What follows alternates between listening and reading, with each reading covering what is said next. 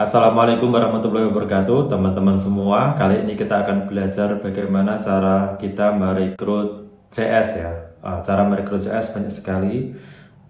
Betapa pentingnya kita merekrut CS yang benar sehingga bisnis kita ini bisa berjalan lancar. Seperti kita ketahui, kalau bisnis kita di local market dengan menggunakan iklan Facebook Ad, terus kemudian endingnya CTWA atau short form atau long form bahkan, maka kita perlu seorang CS yang mumpuni, yang punya kemampuan dan skill yang bagus serta berkarakter yang tinggi.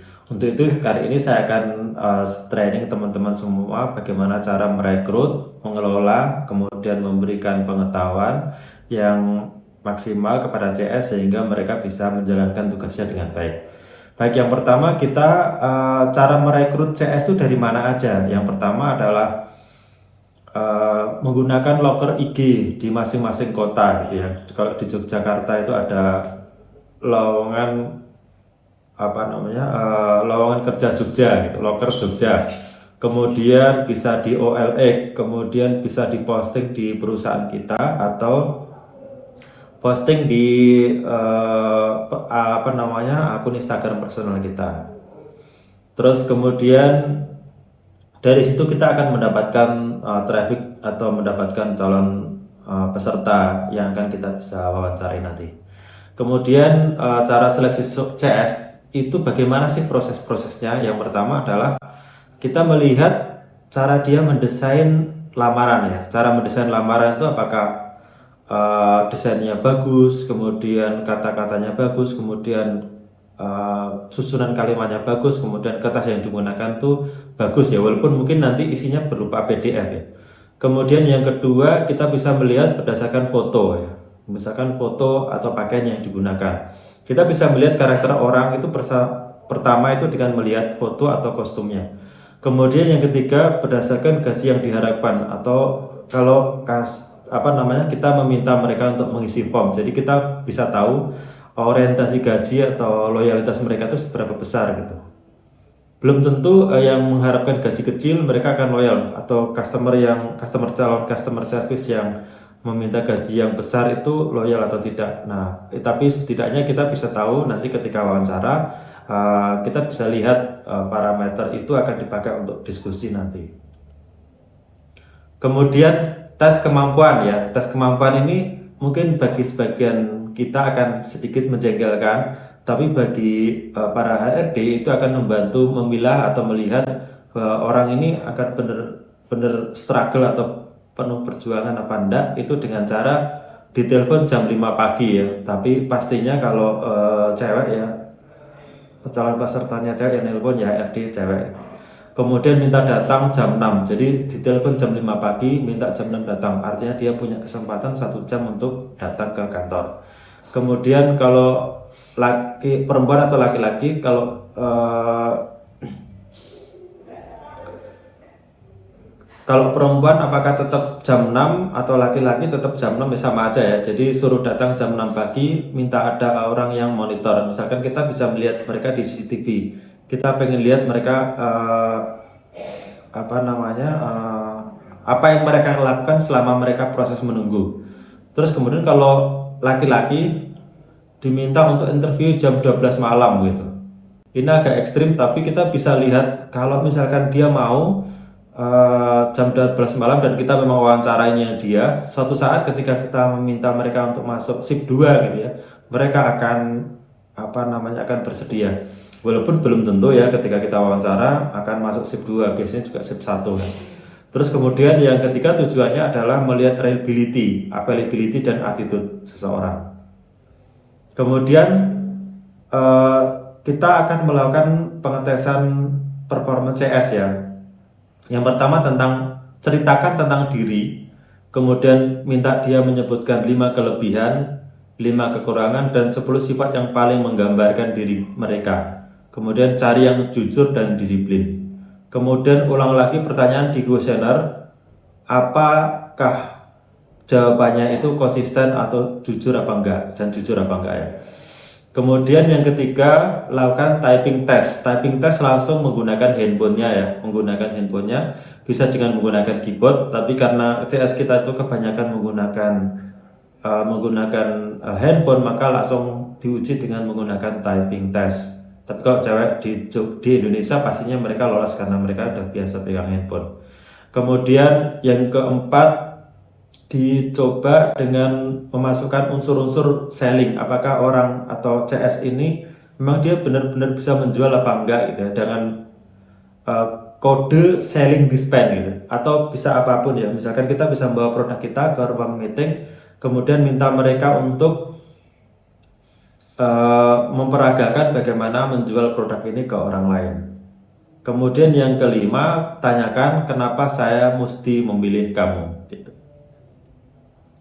Kemudian testing selama 2 hari, kemudian tempelkan ke CS senior, kemudian dinilai dengan kecepatan menangkap pelajaran, handle problem, tes beli ke CS tersebut via landing page, arahkan ke nomor CS. Jadi kita sendiri yang sebagai calon pembeli. Kemudian tes CS, ceritakan tentang 5 kelebihan tadi, kemudian 5 kekurangan, kemudian 10 sifat yang paling menggambarkan diri dia di CS itu. Cari yang jujur dan disiplin. Kemudian ulangi lagi pertanyaan kuesioner, apakah konsisten atau jujur apa enggak. Kemudian typing test, kemudian selling dispense, masukkan unsur-unsur selling tadi. Kemudian ulangi lagi, kenapa saya akan memilih kamu. Nah, ini adalah perjalanan customer mulai dari melihat iklan kita atau melihat penawaran kita sampai dia mau membeli. Itu ada beberapa step, point atau negative experience. Terus kemudian yang ke atas adalah kenapa customer itu beli ya. Maksudnya adalah di sini hal-hal yang menyebabkan customer nggak jadi beli, tapi di atas hal-hal yang menyebabkan customer itu beli. Jadi sebagai customer service kita harus siap dengan pertanyaan customer atau challenge dari customer. Apakah kita bisa menjawab pertanyaan customer apa enggak dengan baik? Kalau tidak, dia akan turun ke pain point atau negative experience ya. Contohnya adalah ketika customer itu mencari produk secara online dan kita punya, maka mereka akan minat beli.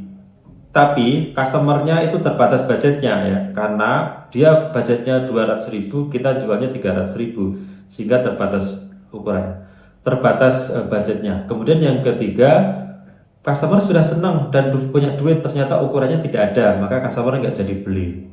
Kemudian yang keempat, supaya customer kembali ke posisi minat, maka kita mencoba untuk mencari size yang sesuai dengan ukuran dari customer. Kemudian yang keempat, pilihan-pilihan dari produk itu tidak terlalu banyak ya. Biasanya kalau customer beli baju, dia akan memilih produk-produk ini banyak pilihan apa enggak. Kalau enggak banyak pilihan, maka customer cenderung untuk tidak jadi. Tapi kalau banyak pilihan, dia akan sibuk memilih, terus kemudian dia akan membeli. Kemudian opsi-opsi yang ditampilkan di produk kita itu tidak terlalu banyak, misalkan warnanya, ukurannya, kemudian apakah itu busui friendly untuk baju ya, apakah adem gitu ya. Kemudian customer menemukan apa yang dia inginkan, dia cuma mengkonfirmasi ke kita apakah customer itu cocok dengan produk yang kita miliki apa enggak gitu ya. Nah, problemnya adalah kalau kita merespon terlalu lama, maka customernya biasanya kabur duluan. Apalagi kalau musim-musim lebaran kayak gini, ketika kita mau menjual, terus kemudian kita meresponnya terlalu lama, maka customer akan membeli ke orang lain karena dia buru-buru membeli ke produk ke orang lain. Misalkan mau kena gitu ya. Kemudian karena kehilangan momen bertemu atau berdiskusi dengan customer via chat, maka kita bisa melakukan retargeting sehingga customer kembali lagi ke kita, kemudian menawarkan ulang ya, berproses seperti biasa seperti awalnya, kemudian customer menyukai produk kita dan customer lanjut ke beli. Kemudian pertanyaan dasar, kenapa customer harus beli? Apakah lebih murah, lebih mudah, lebih eksklusif, variatif, cepat, enak, dan lain-lain. Kenapa harus percaya kepada Anda atau percaya kepada kita sebagai seller? Karena misalkan sudah terbukti, testimoninya banyak, endorsementnya itu para artis, kemudian buktinya ya pastinya berupa screenshot testimoni dari customer atau bukti pengiriman, kemudian testimoni atau rekomendasi dan lain-lain. Kemudian yang ketiga, kenapa harus beli dari sekarang?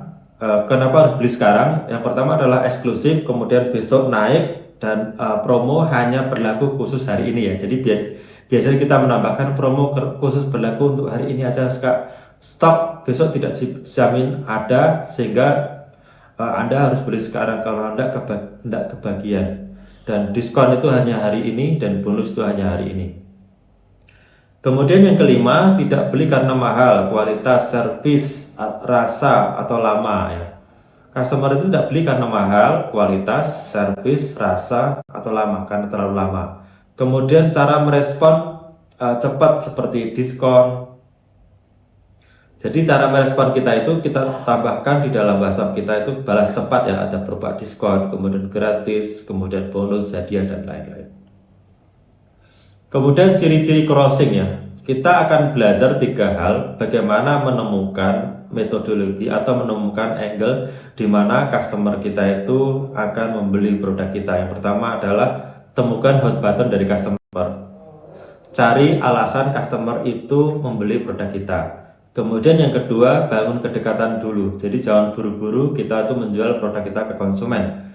Buat approachment, kemudian pendekatan lebih humanis, kemudian lebih dekat lagi kepada customer gitu. Kemudian customer kalau bertanya di awal harganya berapa, jangan langsung dijawab, tapi ditanyain nama siapa, tinggal di mana gitu. Lakukan membangun kedekatan dengan konsumen dulu. Itu berbeda kalau customernya udah kenal kita lama ya, jadi kita langsung tutupin, itu bisa. Tapi kalau customer baru kenal kita, maka kita harus menjalin hubungan yang baik dengan konsumen dulu. Kemudian ciri-ciri closing itu antusias, kemudian banyak tanya, kemudian telepon berkali-kali. Jadi jangan sungkan kalau misalkan CS kita ada yang lapor menelpon, Kak ini customernya nelpon saya gimana, atau mengajak video call. Nah ini kalau sesama ibu-ibu tidak ada masalah ya. Tapi kalau bapak-bapak telepon tengah malam, nah itu nggak perlu diangkat.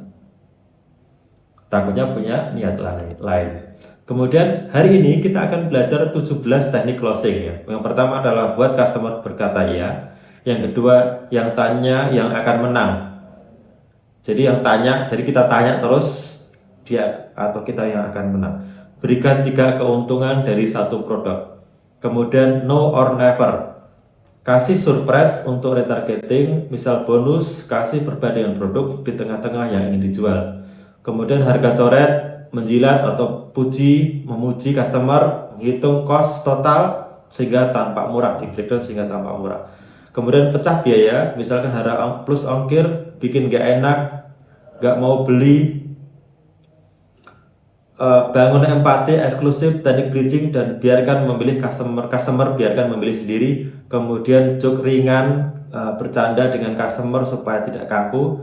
Kemudian kita bisa bilang jika, maka ya, jika kakak beli sekarang maka kita akan kasih bonus sekian gitu.